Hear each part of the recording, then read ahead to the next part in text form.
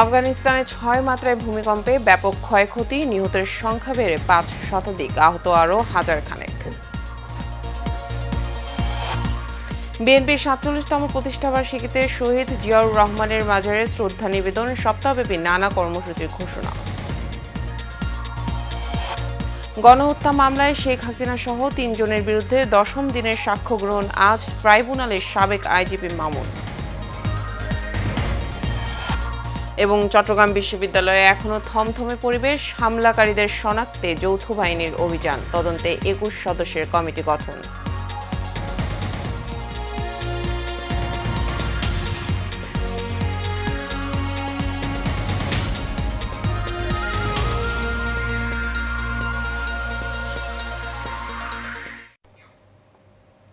স্বাগত এশিয়ান নিউজে, আপনাদের সাথে আছে আমি শিকা জাহান মিলা। এতক্ষণ শুনছিলেন বিআরবি কেবল ইন্ডাস্ট্রিজ লিমিটেড সংবাদ শিরোনাম। এবার চলে যাব বিস্তারিততে। বাংলাদেশ জাতীয়তাবাদী দল বিএনপির ৪৭তম প্রতিষ্ঠাবার্ষিকী উপলক্ষে মহান স্বাধীনতার ঘোষক ও বিএনপির প্রতিষ্ঠাতা শহীদ রাষ্ট্রপতি জিয়াউর রহমান বীর উত্তম এর মাজারে ফাতেহা পাঠ ও পুষ্পস্তক অর্পণ করেছে দলটির শীর্ষ পর্যায়ের নেতারা। এ উপলক্ষে নানা কর্মসূচি পালন করেছে দলটি। সকালে নয়াপল্টন কেন্দ্রীয় কার্যালয় সহ সারা দেশে দলীয় পতাকা উত্তোলন, সারা দেশে আলোচনা সভা ও র্যালি, মঙ্গলবার কেন্দ্রীয় কার্যালয়ের সামনে থেকে বর্ণাঢ্য র্যালি এবং বুধবার উপজেলা ও পৌরসভার আলোচনা সভা, র্যালি এছাড়া প্রতিষ্ঠাবার্ষিকী উপলক্ষে করপত্র ও পোস্টার প্রকাশ করা হয়েছে। সমসাময়িক বিষয় নিয়ে গোল টেবিল বৈঠক, সাংস্কৃতিক অনুষ্ঠান, বৃক্ষরোপণ অভিযান, মৎস্য অবমুক্তকরণ, ফ্রি মেডিকেল ক্যাম্প ও ক্রীড়ানুষ্ঠানের আয়োজন করা হবে।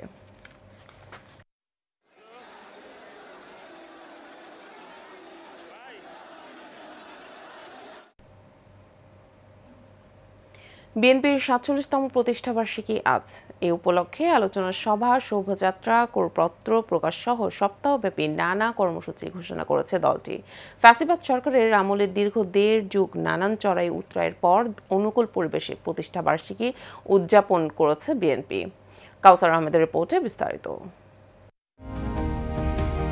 অর্ধশত বছরের কাছাকাছি সময় রাজনৈতিক পথ চলায় বিএনপি কখনো ক্ষমতায় থেকেছে, কখনো বিরোধী দলে, আবার কখনো আন্দোলনে।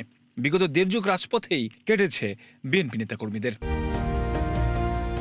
ফ্যাসিবাদী সরকারের পতনের দাবিতে আন্দোলনে অবিচল ছিলেন দলটির নেতাকর্মীরা। অবশেষে ২৪ গণ অভ্যুত্থানের পর দেশ নতুন এক রাজনৈতিক অধ্যায়ে প্রবেশ করেছে। আওয়ামী লীগ নিষিদ্ধ হওয়ায় দলটির সামনে সুযোগ রয়েছে ক্ষমতায় যাওয়ার। ৪ বার দেশ পরিচালনার দায়িত্বে থাকা বিএনপি এখন ৪৭-এ পা রেখেছে। রাষ্ট্র ক্ষমতার হাতছানি দেয়া দলটির সামনে এখন চ্যালেঞ্জও রয়েছে অনেক। তবে দলের ভারপ্রাপ্ত চেয়ারম্যান তারেক রহমানের নেতৃত্বে সেই খরা কাটিয়ে উঠতে পারবে বলে ধারণা বিএনপি নেতাদের। সেই আশায় বুক বেঁধে আছে দলটির তৃণমূল পর্যায়ের নেতারা। ১৯৭৮ সালের ১ সেপ্টেম্বর শহীদ প্রেসিডেন্ট জিয়াউর রহমান বাংলাদেশ জাতীয়তাবাদী দল বিএনপির প্রতিষ্ঠা করেন। ১৯৮১ সালের ৩০ মে বিপদগামী সেনা সদস্যের হাতে শহীদ হওয়ার আগ পর্যন্ত জিয়াউর রহমান রাষ্ট্র ক্ষমতায় ছিলেন। নানা ঘটনার মধ্য দিয়ে ১৯৮৩ সালের ২১ ফেব্রুয়ারি বিএনপির হাল ধরেন তার সহধর্মিণী খালেদা জিয়া। এরপর বেগম খালেদা জিয়ার আপসীর নেতৃত্বে বিএনপি এগিয়েছে দুর্দান্ত গতিতে। ১৯৯১ সালে বিপুল সমর্থন নিয়ে দেশ পরিচালনার দায়িত্ব পেয়েছিল বিএনপি। এরপর ১৯৯৬ ও ২০০১ সালে রাষ্ট্র ক্ষমতায় আসে দলটি। এখন ভারপ্রাপ্ত চেয়ারম্যান তারেক রহমানের নেতৃত্বে বিএনপি আরও সুসংগঠিত। ভারপ্রাপ্ত চেয়ারম্যানের নেতৃত্বে নতুন বাংলাদেশ গড়ার স্বপ্ন দেখছে দলটির নেতাকর্মীরা। Kawsar Ahmed, Asian television, Dhaka. July August আন্দোলনে সংগঠিত মানবতা বিরোধী অপরাধের মামলায় সাবেক প্রধানমন্ত্রী শেখ হাসিনা ও সাবেক স্বরাষ্ট্রমন্ত্রী আসাদুজ্জামান কামাল সহ ৩ জনের বিরুদ্ধে ১০ম দিনের সাক্ষ্য গ্রহণ আজ। সাক্ষ্য দিতে পারেন বেশ কয়েকজন চিকিৎসক। আন্তর্জাতিক অপরাধ ট্রাইব্যুনাল ১ এই সাক্ষ্য গ্রহণ হবে। এদিন হাজির করা হয় আসামি থেকে রাজসাক্ষী হওয়া সাবেক আইজিপি চৌধুরী আবদুল্লাহ আল মামুনকে। এই মামলায় এখন পর্যন্ত শহীদ পরিবার, আহত চিকিৎসক, প্রত্যক্ষদর্শী সহ মোট ২৯ জন সাক্ষ্য দিয়েছেন। সাক্ষীরা সকলেই তুলে ধরেন জুলাই অভ্যুত্থানের নৃশংসতা। তারা গণহত্যায় জড়িত সকলের বিচার দাবি করেন। পাশাপাশি শেখ হাসিনা, আসাদুজ্জামান খান কামাল ও চৌধুরী আবদুল্লাহ আল মামুনকে সকল ঘটনার মাস্টারমাইন্ড হিসেবে তুলে ধরেন তারা।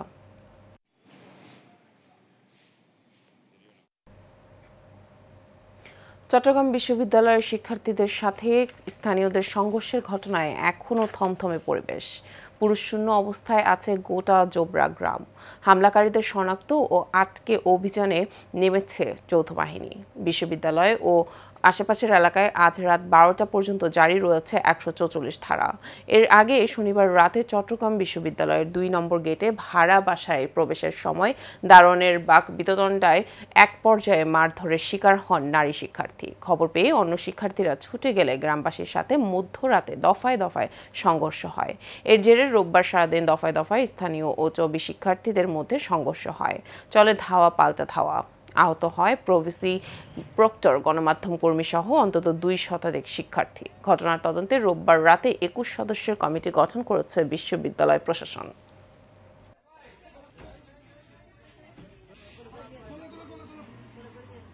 এবার সারা বাংলা।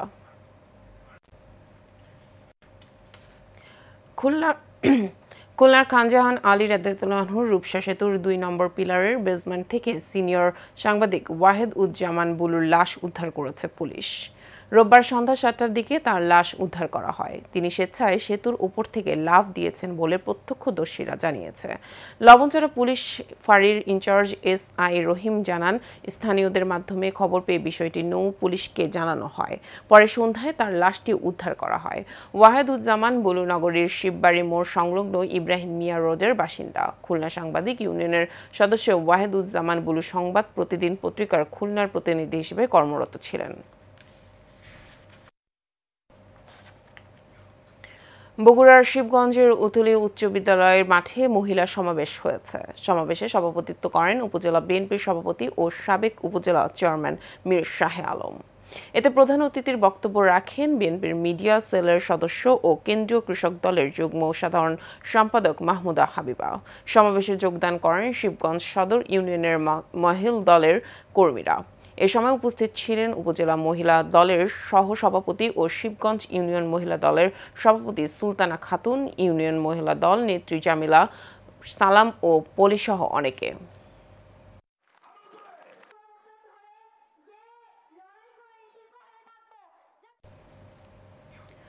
কুড়িগ্রামের রৌমারী উপজেলার মির্জাপাড়া কিসমত উল্লাহ বালাজান কৃষি ও কারিগরি ইনস্টিটিউটে কলেজের শিক্ষকদের আন্তরিকতা ও পাঠদান ভালো হওয়ায় বেড়েছে শিক্ষার্থীদের সংখ্যা।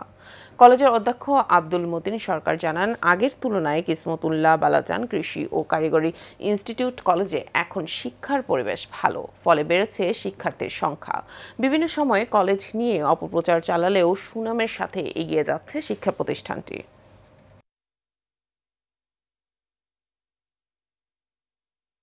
আমি পত্রিকাতে দেখলাম যে সার্টিফিকেট নাকি কিনতে পাওয়া যায়। এটা একদমই ভুয়া কথা, কারণ যদি সার্টিফিকেট কিনতে পাওয়া যেত তাহলে তো মানুষ এই প্রতিষ্ঠানে ভর্তি হতো না, তাহলে তো বোর্ড থেকে সরাসরি সার্টিফিকেট কিনে নিত। প্রতি সেমিস্টারে পরীক্ষা দিয়ে পাস করা লাগে, পড়াশোনা করে পরীক্ষা দিয়ে সার্টিফিকেট অর্জন করতে হয়। এই বর্ষের যে পরীক্ষাগুলো হয় সেই পরীক্ষাগুলোতে কারিগরি বোর্ড থেকে আমাদেরকে কিন্তু কৃষি অফিসারকে অনভ্যন্তরীণ পরীক্ষকের দায়িত্ব দেয়। একটি কুচক্রী মহল বিভিন্নভাবে আমার কলেজকে ধ্বংস করার জন্য পায়তারা। বিএনপির ৪৭তম প্রতিষ্ঠাবার্ষিকী উপলক্ষে শহীদ জিয়াউর রহমানের মাজারে শ্রদ্ধা জানিয়েছেন বাংলাদেশ বিদ্যুৎ উন্নয়ন বোর্ড জাতীয়তাবাদী কর্মকর্তা ফোরামের নেতাকর্মীরা। সকালে শেরেবাংলা নগরে জিয়াউর রহমানের কবরে শ্রদ্ধা নিবেদন করা হয়।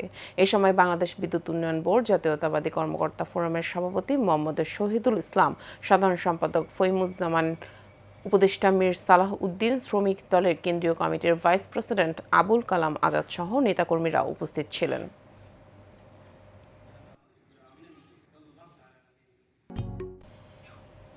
এবার আমাদের কৃষি। মৌলভীবাজারে জুড়ি উপজেলার বিভিন্ন অঞ্চলে এবছর আউশ ধানের বাম্পার ফলন হয়েছে। কৃষকরা বলছেন, কম খরচে ফলন ভালো হওয়ায় খুশি তারা। তবে বাজারে ন্যায্য মূল্য পেলে লাভের আশা তাদের। জুড়ি প্রতিনিধি মোহাম্মদ মাসুম আহমেদের পাঠানো তথ্য ও ছবিতে বিস্তারিত জানাচ্ছেন ফারজানা হাসিন।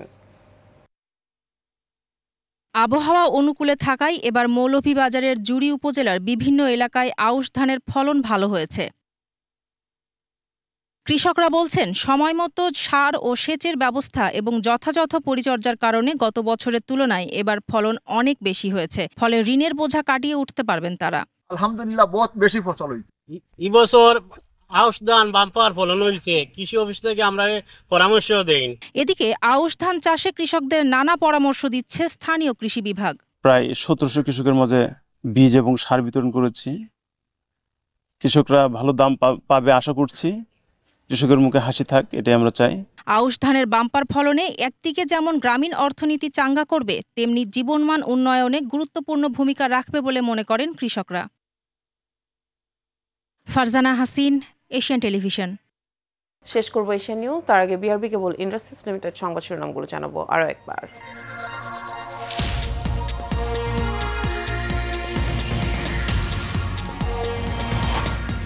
আফগানিস্তানে 6 মাত্রায় ভূমিকম্পে ব্যাপক ক্ষয়ক্ষতি, নিহতের সংখ্যা বেড়ে 5 শতাধিক, আহত আরও হাজার খানেক। বিএনপির 47তম প্রতিষ্ঠাবার্ষিকীতে শহীদ জিয়াউর রহমানের মাজারে শ্রদ্ধা নিবেদন, সপ্তাহব্যাপী নানা কর্মসূচি ঘোষণা। গণহত্যা মামলায় শেখ হাসিনা সহ 3 জনের বিরুদ্ধে 10ম দিনের সাক্ষ্য গ্রহণ আজ ট্রাইব্যুনালে সাবেক আইজিপি মামুন। এবং চট্টগ্রাম বিশ্ববিদ্যালয়ে এখনও থমথমে পরিবেশ, হামলাকারীদের শনাক্তে যৌথ বাহিনীর অভিযান, তদন্তে 21 সদস্যের কমিটি গঠন। এশিয়ান নিউজে পর্যন্তই। পরবর্তী সংবাদ দেখার আমন্ত্রণ রইল সবাইকে। ধন্যবাদ।